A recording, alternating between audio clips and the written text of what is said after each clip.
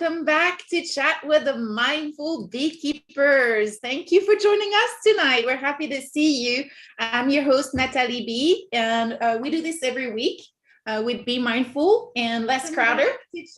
And we are trying to get you started at the same time on YouTube. So I'm just gonna trying to get everybody into the room. I think Les is joining us. He's gonna be our usual guest speaker and guest of honor because he's got all the expertise, and we're going to try to discuss with you tonight the benefits and limitations of pollen supplementation, and we'll also answer all your questions, whatever questions you have about what you're seeing in your colonies.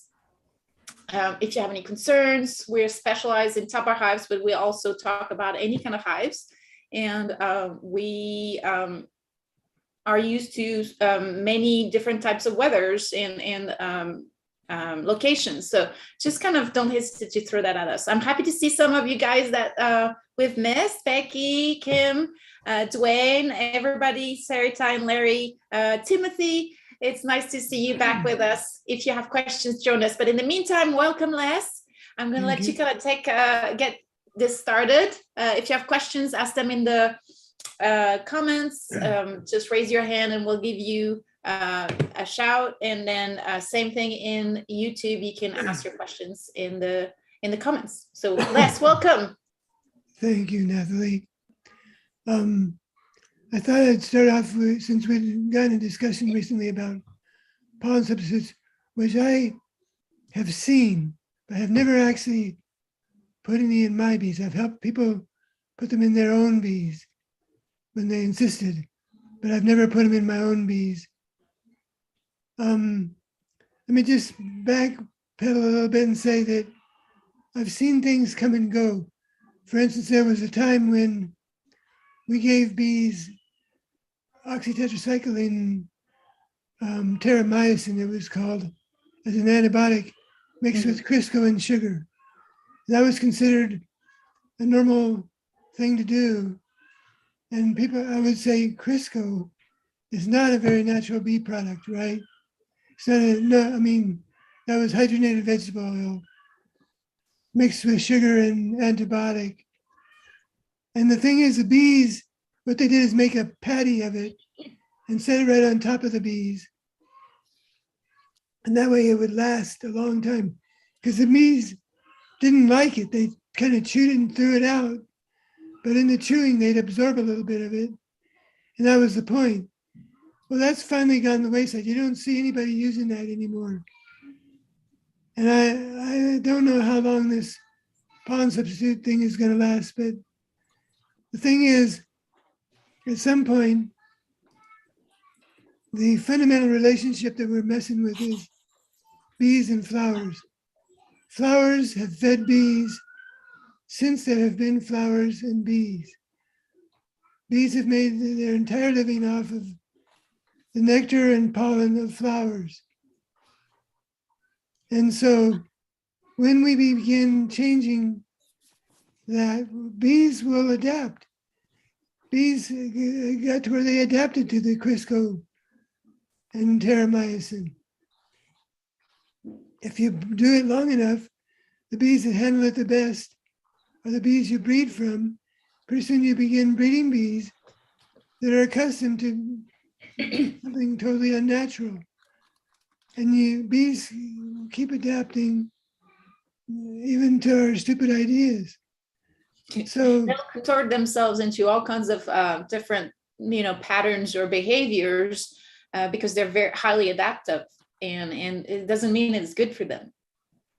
Right. And the fact that they're adaptive means they can adapt to changing weather patterns. They can adapt to different flower patterns in nature. And that's good. That's why bees are amazing, because they're so adaptable. But we did the same thing to cows. And now the natural native cow, we don't even know where that is. Right? And most cows can't survive on their own. We've done that to chickens. A lot of the chickens that we raise for meat can't live beyond 6 months because their organs fall apart.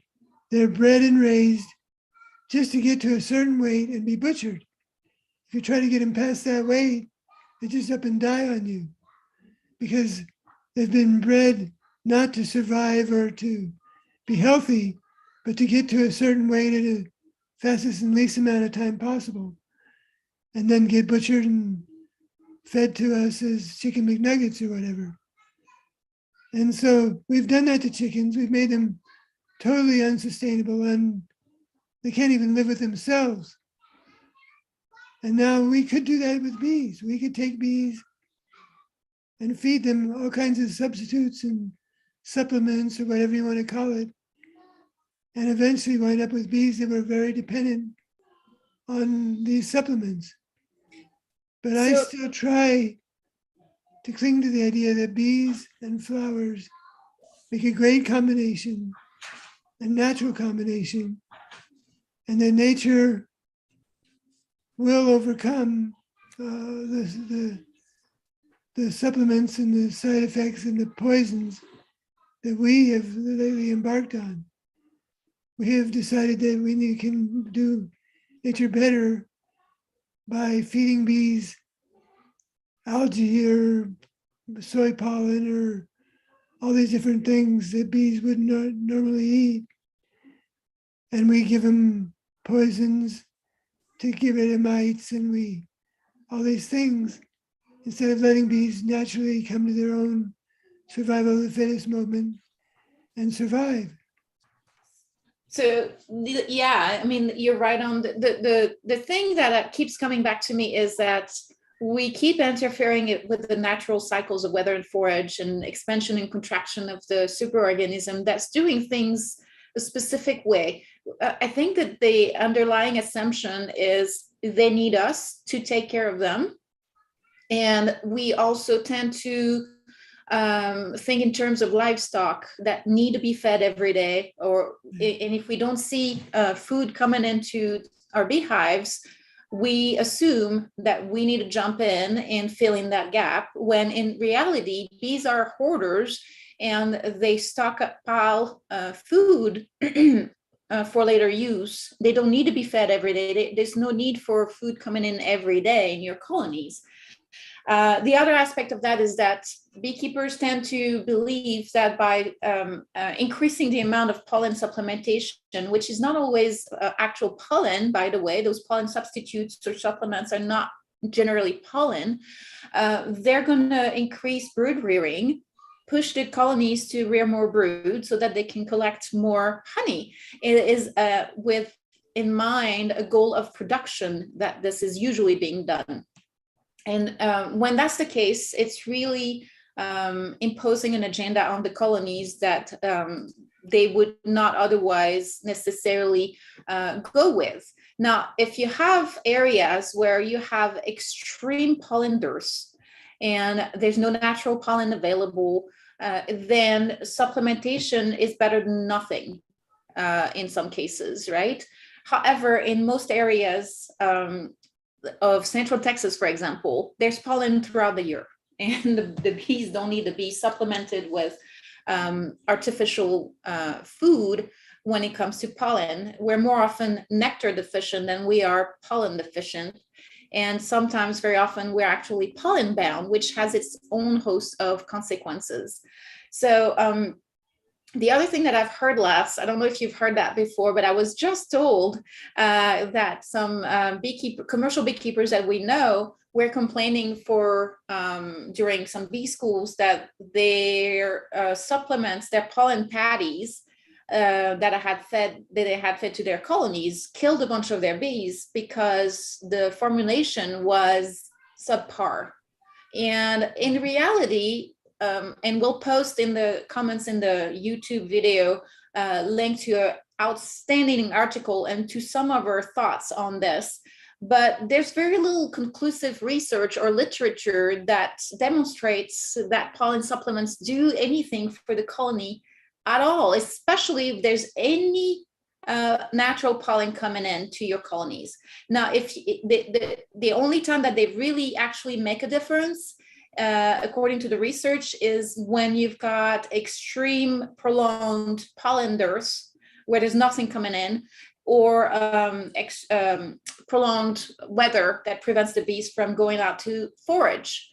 And in that case, a little bit of pollen, they argue, is better than no pollen at all, where they can't rear brood and they might end up having some issues with that. And I want to say hi to the bio beekeeper, Christian. Thank you for joining us on Zoom. It's nice to meet you in a way. He was usually on YouTube. But the point is that there's a host of unintended consequences that come in less with the feeding of those pollen substitutes, and it shouldn't be done lightly, and certainly not proactively. What do you think about that? Yeah, that's a very good point. The what I see happening to us is that we're sort of splitting in two different paths as beekeepers. And we kind of need both paths to go, but in the long term, if we look way ahead, the path that unites us back with nature seems to be the wisest path to follow. But right now, for instance, I worked in a dairy. I saw how they treated cows, saw what they fed cows. It was terrible. And I realized I didn't want my kids drinking milk from that dairy because they were literally feeding cows chicken manure and Hostess Twinkies. I mean,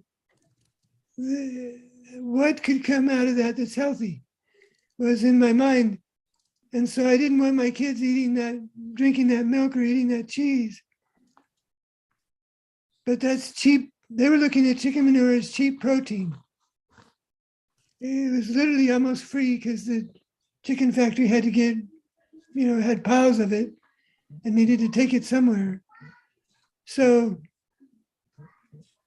that's what we tend to do, is maximize profit and minimize inputs to the detriment of the animal. And we treat the animals like protoplasmic cogs in a machine.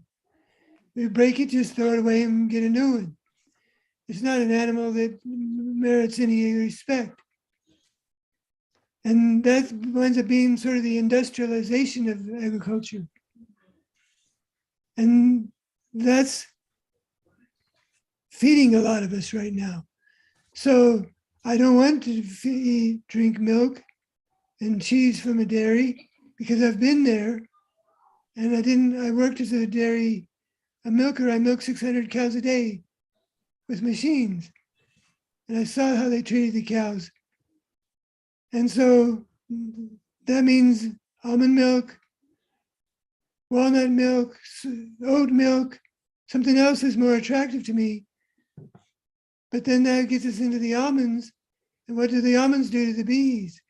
Mm-hmm. So it becomes a sticky thing of they are feeding us, but we need to look for better ways for them to do it.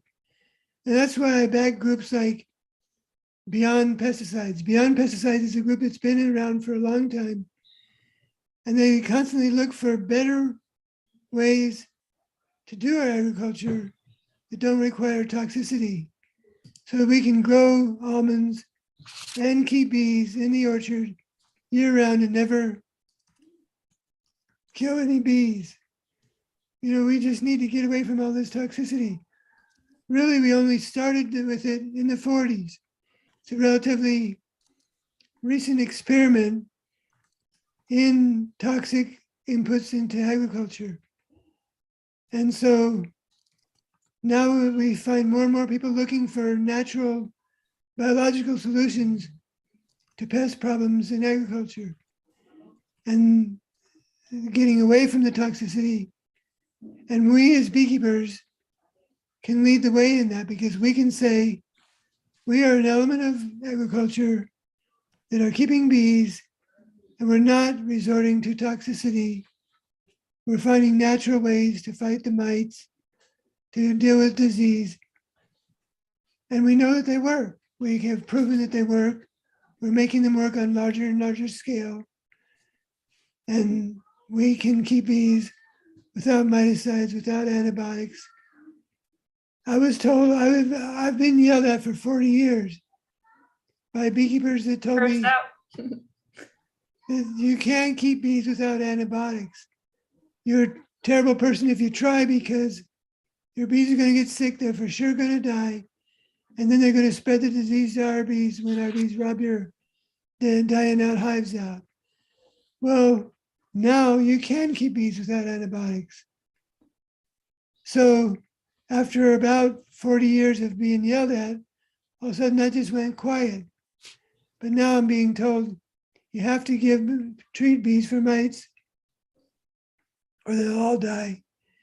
And you have to supplement them, or if we don't supplement them with pollen substitute, it's being implied that we're starving our poor bees and malnourishing them, and that what a cruel and insensitive beekeeper you are, because you're not feeding a supplement to your bees when they need it. You could be supplementing their nutrition and giving them a full complement of nutrition, and you're not doing it. You're willfully withholding nutrition from your bees. Well, to your point, the bees usually go and find that food for themselves. But also, what we're forgetting is that as backyard beekeepers, we don't have the same constraints as commercial beekeepers. They need some kind of like food portability and off-season boosting of their colonies, but none of that is really natural to the life cycle of the superorganism. So this is a very specific thing that they do. I'm not criticizing what they're doing. I have my personal opinion on this, but as far as 95% of the beekeepers out there are actually backyard beekeepers that don't need to follow the same practices that commercial beekeepers follow. They're static, there's food for the most part in abundance around them. Usually what's missing is nectar more than pollen. If there is a shortage of pollen, then that's like a zero pollen coming in and it's starting to take a toll on your colonies. I'm not saying you shouldn't feed. Personally, I wouldn't. I would probably just have fewer colonies and combine them into stronger populations. But that's a choice that everybody needs to make for themselves. What people need to understand is that they don't need to keep their bees as backyard beekeepers the same way commercial beekeepers do. The other part of this is that those pollen supplements are not pollen for the most part, and there's a host of potential unintended consequences that they might trigger that might not be obvious at first glance, but things like toxicity, some of those will actually kill your colonies, or some of those will decrease lifespan of the adult bees. There's sometimes increased mortality in the research, in the literature that's been identified. If you feed them pollen supplements in the fall, you might end up with brood rearing burnout, where they end up having less brood in the spring than they would have if you hadn't fed them those supplements. There might be also an increase in pests and pathogens, including viral infestations. And some instances when everything else goes well, you might even, if you do it off season too early in the spring or in the winter, you might end up with premature swarming, in which case the mated queen will leave with a bunch of the bees, leaving behind virgins that won't find drones to mate. And so you've got now a poorly mated or non-mated queen heading your colony. And if that doesn't happen, you might end up with starvation, because they've got a bunch of brood at a time when the weather usually doesn't motivate them to rear brood, but you've pushed them artificially to rear that brood. And cold spell can spell starvation, where they're trying to keep that brood warm that they wouldn't otherwise have to care for if you hadn't pushed them with the pollen supplements. So it is better than nothing in some cases. One could argue, less than I could argue, if we got to feed that fake stuff, we're not going to feed it anyway. But if there's no pollen whatsoever, it would prevent their death, and it would be a stopgap, but it would be a temporary thing. So Les, to your point, you've made that point several times. And I think that's something that you mentioned that Michael Bush said about if you have to keep feeding for emergencies. What is it? Just tell us. Mismanagement.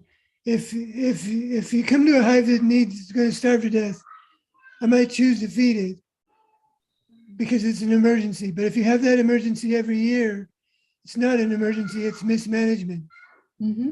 In other words, you have too many bees, you took too much honey, whatever it was.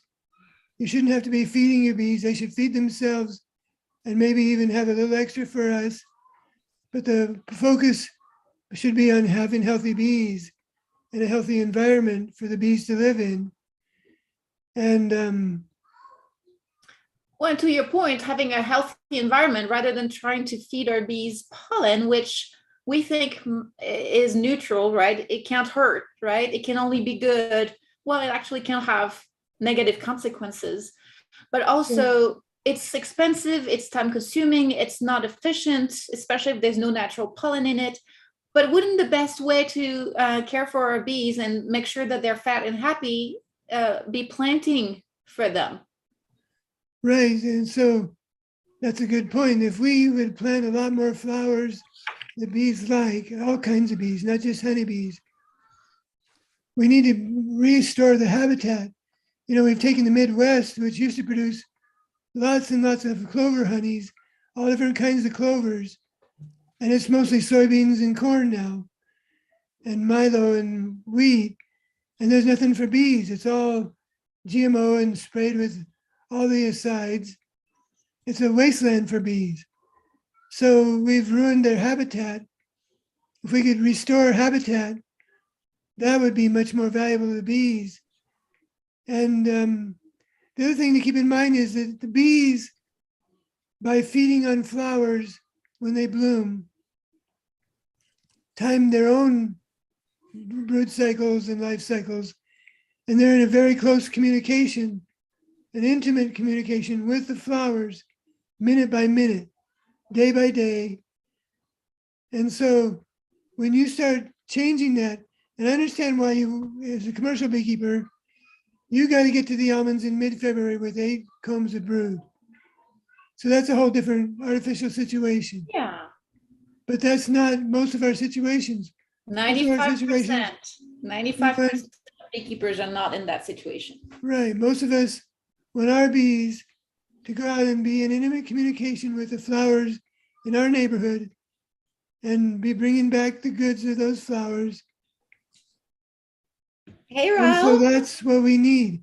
We need bees that can communicate and do well here with minimal supplementation, right? Or no supplementation. And the feral bees are doing that. And that's what I want to breed my bees to do, is because I could feed them and feed them and feed them. Eventually, the bees that didn't do well with the feeding would die. Bees that did well with feeding, I could breed from them. And I could breed a bunch of bees that were dependent on my feeding them. And then I'd have this artificially, as soon as I stopped feeding them, they'd collapse. And only the natural feral bees would keep surviving. It's the feral bees that are going to keep us all going. So why not let our bees be virtually feral and just tag with them and check with them once in a while and see how they're doing and learn from and dance with them and the natural flowers, be part of nature instead of constantly confronting nature and trying to up one over nature, because we're going to lose that fight. Eventually nature rules, and we're going to lose any type of fight with nature. That's my belief. Right. So, I mean, it's food for thoughts, literally. And for those of you who are joining us, hi, Ralph. He's joining us from all the way the other side of the world in Australia. He still has his jacket. I think it's still a little chilly over there. I'm sorry to hear about the incursion of the mites in your country. And hopefully you guys will be able to tame it or get a head start on it so that it doesn't take too much of a toll. Yeah, I think they've closed all the borders for any bees going back and forward. So it's mainly the commercial stock that are getting harassed. Hopefully it doesn't get to little old people like myself. Yeah, well, hopefully you're not in the eradication zone, because apparently they're kind of trying to control all that from spreading. Yeah. So are they still trying to eradicate the bees with the mites? Yes, that's mainly on the east coast of Australia, though it hasn't. Nothing's been found in South Australia or any other state that I have heard of. So You're still at 39 colonies, 39 sites. yeah, yeah, Okay. That's yeah. good. They have found them spreading out further inland as they're going. So hopefully it doesn't go too far. Yeah, we'll keep our fingers crossed. We know from experience, though, it's kind of hard to keep the lid on that one once it's Yeah. out of the bag, right? So Yeah. Well, yeah, it doesn't. I recall when my boss, when I used to work for him, and then I became a Department of Agriculture inspector, and he kept acting like he was still my boss, even though, in a way, I had some power over him. But I let it go. But when he knew the mites were coming, he was like, "We've got to hold the line and keep them out in New Mexico. As soon as we see any mites, we got to exterminate those bees." And I said, "Well, we're getting covered up on all sides now with mites in all the states around us. It could be hard to hold that back."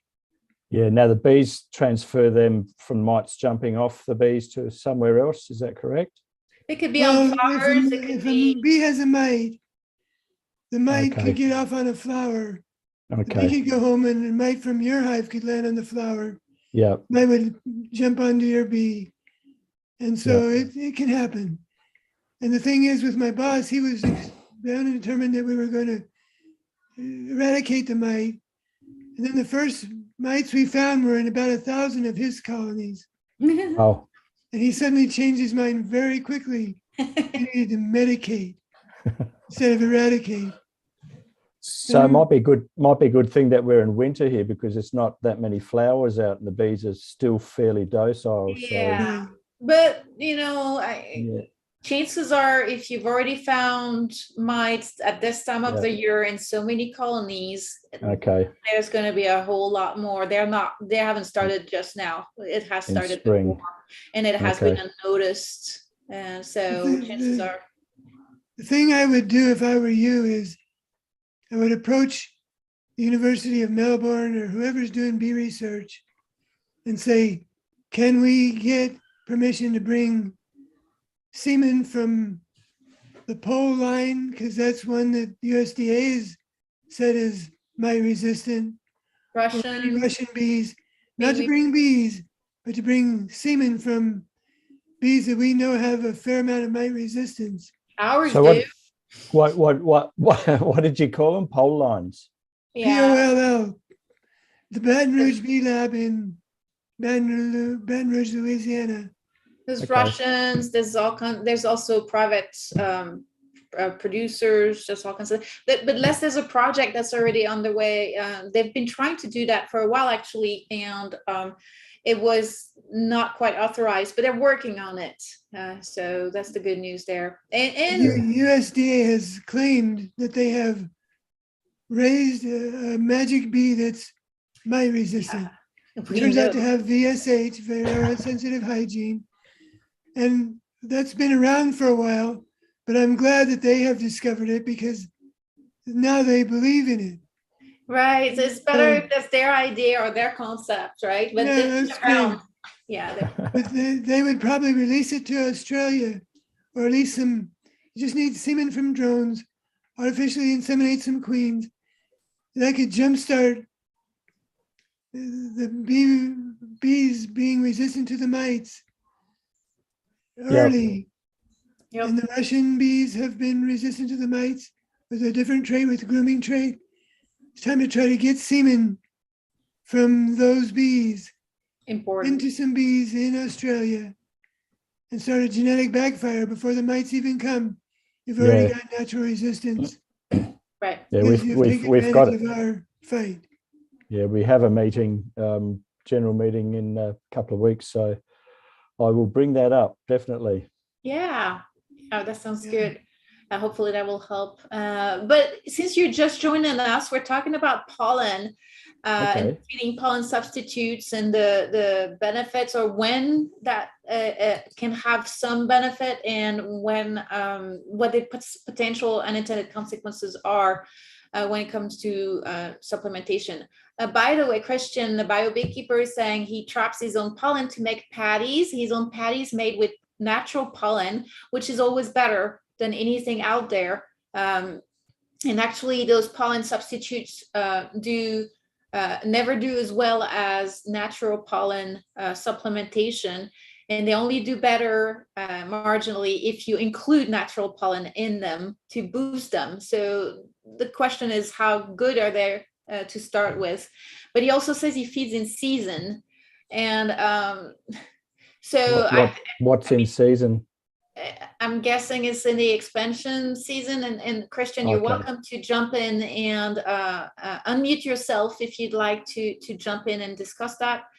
In the meantime, I wanted to remind everybody, if you have questions, whether it's regarding pollen, supplementation, or nutrition, or anything that's going on in your house, we're here to help you out with your questions. So don't hesitate to ask them in the comments or jump in, raise your hand. And on YouTube, same thing. So, and I'm not sure what he meant by in season. I'm guessing when it's not. What time of year? Pollen dearth, probably in the spring or summer, but I don't know. When bees are naturally bringing in pollen, you can supplement it and maybe augment it a little bit. Mm-hmm. But I really do try to keep my bees in touch with flowers. In other words, let them live as much as natural bees, completely natural bees, as possible, because that's actually the safest in the long run. And we need to look at the long run. I've said before, imagine that somebody dropped you off in the desert with some trail mix and some water and said, if I were you, I'd try to get to that mountain because there's water up in the mountain, and left you there. You could stare at the mountain and just walk straight towards the mountain. You might step on a rattlesnake or fall off a cliff or run into a cactus.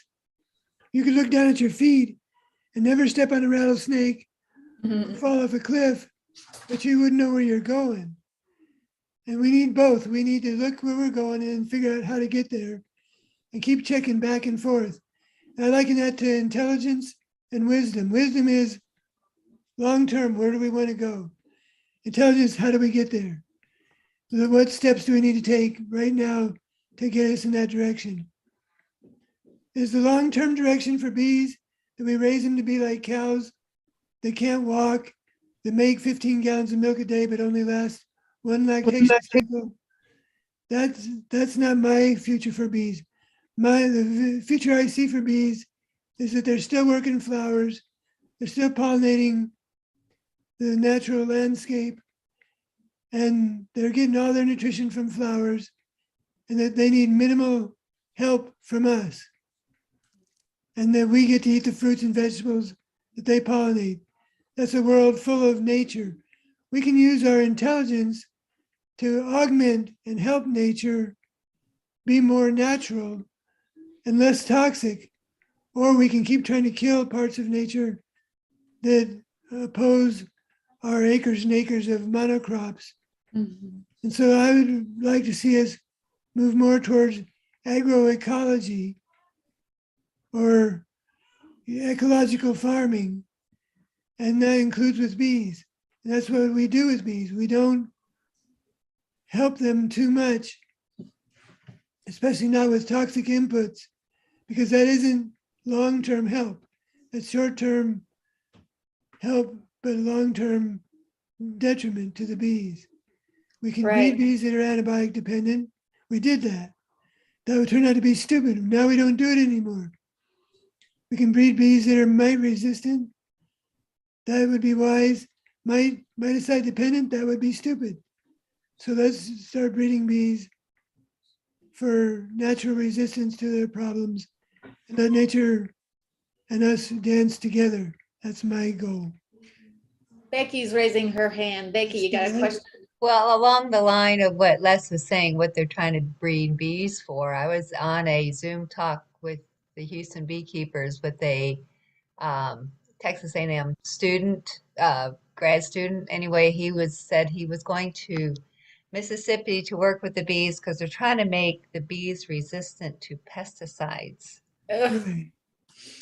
I was like, can't you just reduce pesticides? And he's like, well, what can you do? Yeah, so that's always that. We're I've, gonna try to. I heard a woman in the University of California, Davis, saying, well, we're probably going to lose our pollinators and we're going to have to go. I said, what are we going to eat? She said, well, we're going to have to go to grains because they don't need pollination. We can't survive. I don't want my granddaughters to be without watermelons or strawberries. That's ridiculous. We can learn, and the organic farming movement is already finding non-toxic ways to grow food. We don't have to be so bought into the corporate science. So that winds up being corporate science. And I have a bone to pick with that because I met a guy at the University of California at Berkeley, Tyrone Hayes, PhD herpetologist, who was paid by Syngenta to do research to prove that atrazine didn't hurt frogs in the waterways where it was used as an herbicide. What he found was that it did. It made the male frogs sterile. They said, look, you didn't do your research right. You need to do it right, wink, wink, or we're going to pull your funding and pull it from the university. So they put pressure on the university to get him to change his mind about what his research discovered. He went to a lawyer and redid his study very carefully, with the lawyer making sure that he would minimize liability to the university when he published the results. He published the results that proved that atrazine, very low levels of atrazine in the waterways of the Mississippi River, were sterilizing male frogs. They pulled his funding. They tried to pull more funding from the university. And then he got a little bit of funding from Beyond Pesticides, and he would go and give talks. And at one of his talks in San Francisco, a man approached him at the end of the talk and said, it's a shame that you got so much funding from our company and now you're bad-mouthing it. And here you are leaving your family alone on Mill Street in Berkeley. The man turned and quickly left. And he felt that that was a threat. And he immediately, it was in the early days. That was the early days of the cell phones, but he had one. He called his home and went home immediately. And, that's corporate science. Right. That's science that is tainted with a profit motive. It isn't really pure science. It's you find within these parameters or shut up science. And that's not real science. Right. And that's the problem we have with a lot of our research winds up being driven by sales rather than by the truth of what's wrong with poisons. Look, follow the money. It's like with everything else, right? And even our subject for today is the pollen supplementation, and the formulation of all those pollen supplements are not researched properly. They're not regulated. You don't know what's in there, to be honest. So just be mindful of that and just understand that you don't have to use pollen supplementation. Christian, the bio beekeeper, is trapping pollen from his own hives. So it's natural pollen. He knows it's not contaminated and it's not going to endanger his hives. He is then feeding it back, but within season, basically, when pollen comes in, and then he feeds a surplus that's trapped. So he doesn't have to feed too early and push the bees beyond what they normally do. But the other thing that people need to know is that honeybees are conditioned to go and forage for pollen on the flowers, bring it back as little pellets and put it back into the cells in the comb as bee bread. If you feed pollen in any other way in the hive, it's not going to encourage them to store that pollen. They might ingest it. It's not really evident if they're ingesting it for their own benefit, or it's because there's sugar syrup mixed in with it, because the dry pollen wouldn't be absorbed in the hive. And the sugar syrup is there to increase palatability because the pollen substitute, without it, the bees are not eating it, which tells you something. And then who's there to say that they're absorbing it just for the sugar, and the pollen substitute is there as a byproduct that we're force feeding them at a time they might not be needing, but they're needing the carbohydrates. So there's all kinds of questions that we need to be mindful of. And personally, I don't think it's worth the trade-off. But this being said, we can come back to that subject. Christine's asking a question, and that's what we're here for, really. So Christine's saying, we discussed ventilation last week, and I will be checking my hives, both Lang and Tabar hive, this week, adding the reducers on the Langs, because we're still in a dearth. I think Christine is in Texas as well. Correct me if I'm wrong. We have solid bottom board, single brood box Langs with telescoping lids. She's in Texas. And I just want to confirm no other venting necessary in this heat. They do get afternoon shade and have been bearding. So bearding is a function of humidity when the bees are curing nectar, and they tend to kick a lot of the bees out to the front porch to facilitate the air current and the dehydration of the nectar and the processing into honey. But also sometimes when there's a large population and it's too hot, to again facilitate the airflow as they're trying to keep the colony cool. In Texas, we are recommending more and more full shade instead of afternoon shade only. It gets so hot in the sun and that it takes a toll on the colonies to maintain homeostasis, temperature levels, humidity levels. So it's a little bit easier for them and less stressful for them in the full shade in Texas. When we reach 105 Fahrenheit, which is like 41 degrees Celsius for Ralph, it just kind of gets really hot. But I would say, if you're concerned, we don't recommend cross ventilation, meaning top entrances or screen bottom boards, or basically leaving the door open to the elements. That makes it that much harder for the colony to regulate and control those airflows, right? We think that by providing more airflow, we're helping them out. That's also desiccant, that's drying for the most part. What you could do, especially in the Langstroths, is put a couple of additional bars or boards on top of your Langstroth lids, your telescopic lids, and just put another board that overhangs over, potentially much larger than your colony, with a weight or with straps so that it doesn't fly away. And what you've created is you've created a gap of air flow over your telescopic lid that helps the colony maintain its temperature, and potentially you've created some shade over those very thin walls of the Langstroth hive, and you're decreasing the chimney effect by reducing the exposure to the sun. And you can do that to the Tabar hives as well. The more space above your bars and the more airflow you have underneath that, especially if you're in the full sun, the better off your colony is going to be. You have a definite advantage with a Tabar hive, a Kenyan Tabar hive, because the walls are slanted underneath, and they're usually much thicker, insulated, and that's that horizontal configuration, so no chimney effect. But being slanted underneath your hive, there's no direct exposure to the sun. It is shaded by the roof of the hive or the body of the hive itself. It's just kind of underneath. So you have a definite advantage there. You have a drawback because that's natural comb hanging from those bars. And if it gets too hot at the top, it melts those combs and they fall off into the colony. But again, if you provide enough airflow above that, or if you put your hives in full shade, you don't have to deal with that problem. Les, what's your take on what she's asking? Well, the thing that I've noticed is that the Langstroth telescoping cover and if you have an inner cover, that's almost a piece of metal on masonite, a little bit of air and more masonite. It's almost no insulation right on top. And that metal gets hot enough that it's hard to pick it up with your hands. And so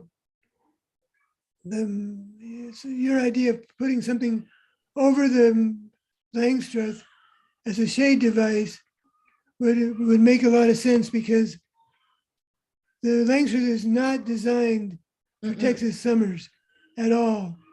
It's too little insulation, and especially right on top.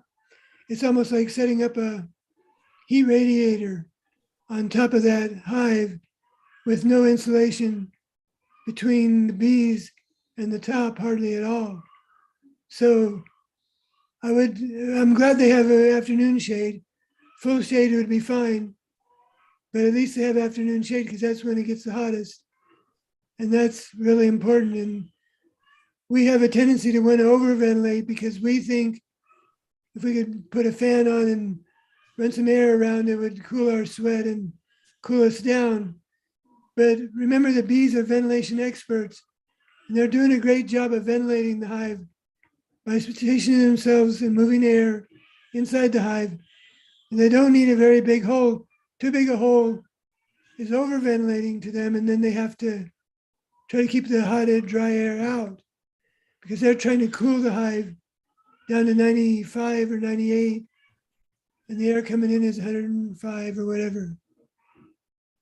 So don't overventilate. Right.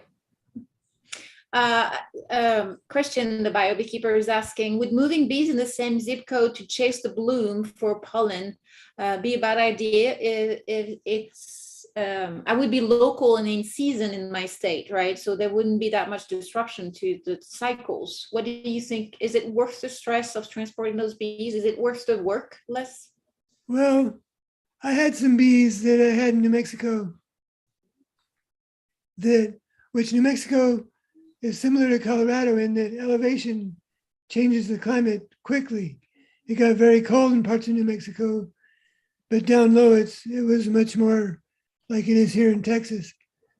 And so I had some bees that I left in mesquite country over winter in the warmer, shorter winters. And in April, there was a bush that bloomed down in that neighborhood, the leaf sumac. And in New Mexico, in April, the mesquite bloomed, and we would sometimes make quite a bit of mesquite honey. And then after the mesquite bloomed, that area would go into kind of a dearth. And by taking them up into a mountain about 20 miles from where they were, I could make clover honey, sometimes quite a bit of it, and then get them back to the mesquite. That was worth my while, and the bees did pretty well, and I could sell 2 flavors of honey. But then it stopped raining in the mountains, and I didn't make honey up in the mountains. Then the move was kind of hard on them for no benefit. So it just depends. If you know what you're doing, I'd experiment with it. And you're young. If you're young enough, I'm like this now. I'm like, I just like to let my bees sit still. Such a pain in the rear to move bees. Right. But It is. And it's a lot of work, and it does set the bees back. But if you're pretty sure of a good bloom, it could be worth it to you. You can make some extra honey and keep them going. So I'm not going to discourage your experiment. So there you have it, Christian. That's your answer. We're recording all this, by the way. So if you guys are missing anything out, you can find it on the YouTube channel and replay the whole thing. The next question is from Ralph. He wants to know, where's your hat? It's not far, but I have to go past my granddaughters, and they're barely being kept at bay right now by their grandmother. And if I go past them to get my hat, they'll be like, "Papa, You're fair game." What are you doing?" And they follow me in, and I'm sure there are now 3 of them. Yep. It's a 3-month-old, a 2-year-old, and a 4-year-old. I don't dare go in there. Well, there you have it, Ralph. That's your answer about the hat. It's better to let things lie in this case.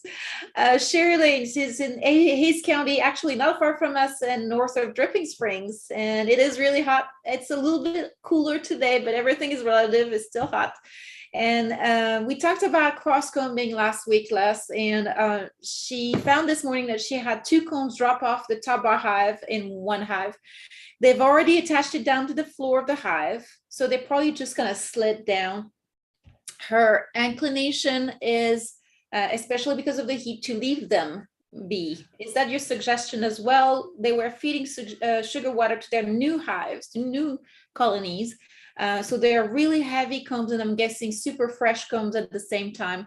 Combined with the heat, they collapsed, one on each end of the hive. By the way, that might be because some sun is getting, depending on how your hive is oriented, maybe they get afternoon sun hitting and morning sun hitting. I don't know. We want to stop feeding sugar water. Will they go through withdrawals? I think they should be fine if they got plenty of resources in the hive. So as long as there's nectar and or sugar syrup and capped honey or sugar syrup, then you should be fine. They have reserves they've hoarded already, so they don't necessarily need any more.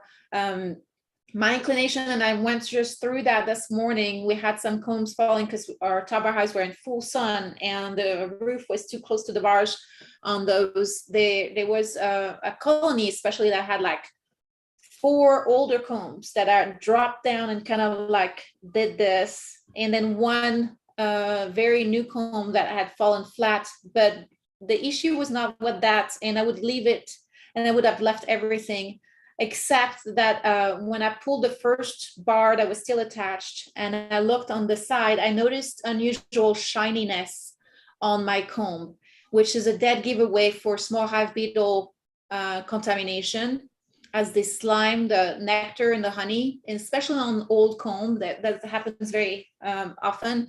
So I pulled that one out and there was not much food in it, so I just tossed it away from the colonies.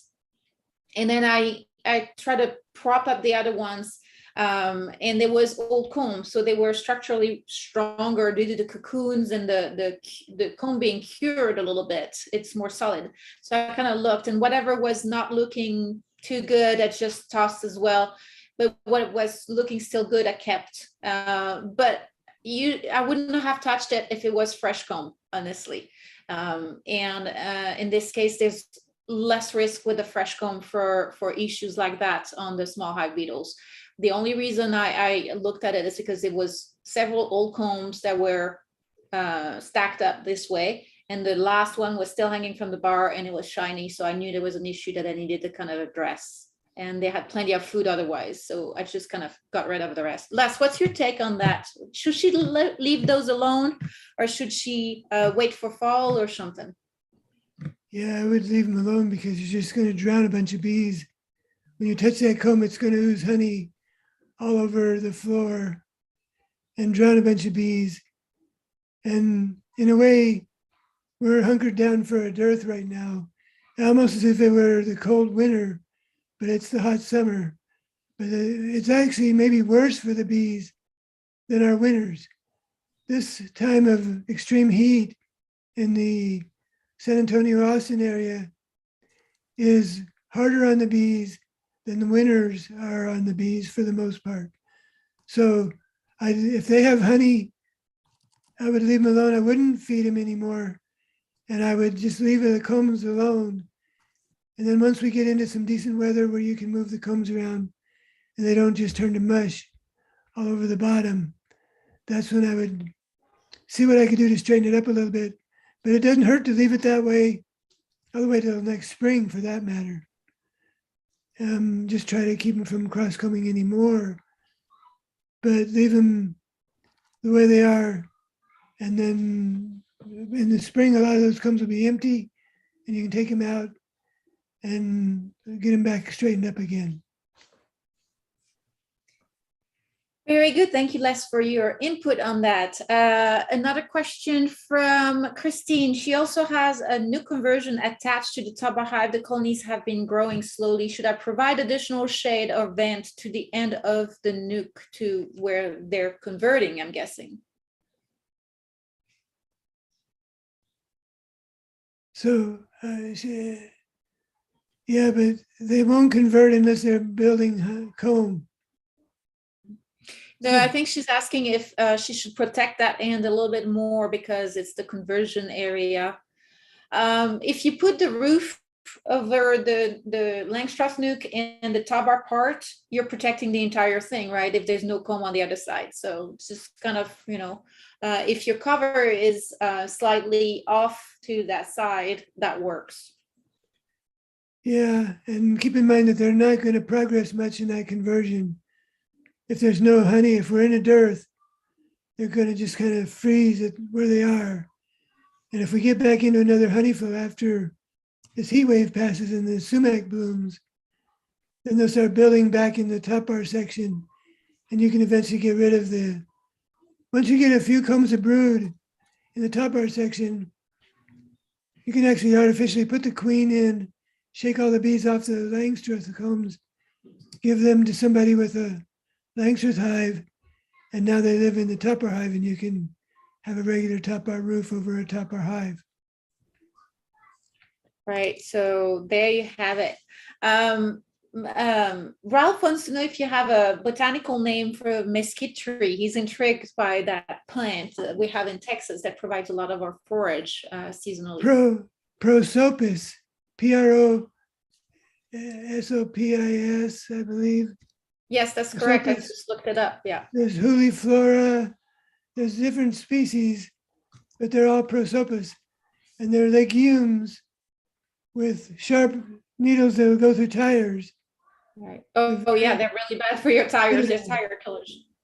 And they're either small bushes or sometimes even small trees. There's different species of it. And they get catkins and then beans that hang down.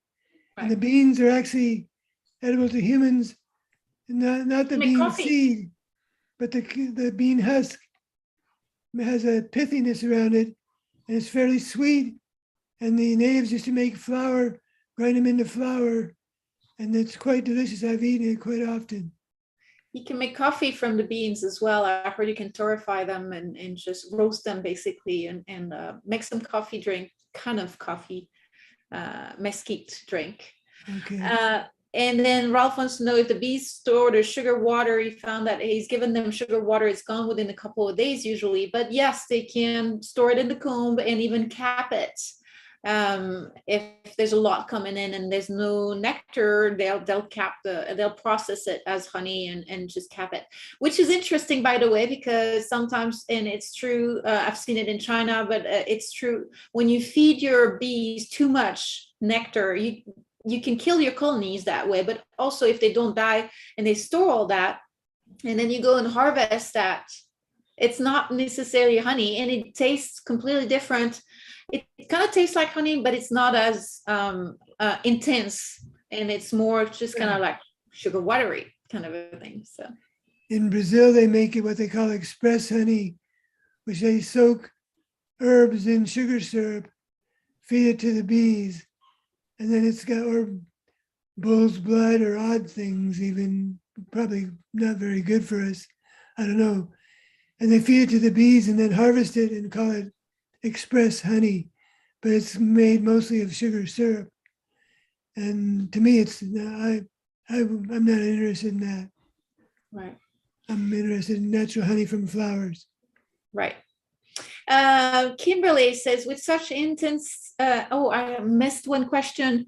Will impact any possible flow. Okay, so I'm going to answer, we're going to kind of quickly address Kim's question, which with such intense heat and no rain, do you have any sense of how that will impact any possible fall flow? We have no way to know, because with a lot, if we get some rain, we'll get a flow, right, Les? Right, I've often kidded that I hope we have a nice, gentle hurricane, like a very small, maybe just a tropical depression. We need something to come up the Gulf of Mexico and break this weather pattern and send the high off to the Atlantic somewhere and give us some rain. We really need some rain.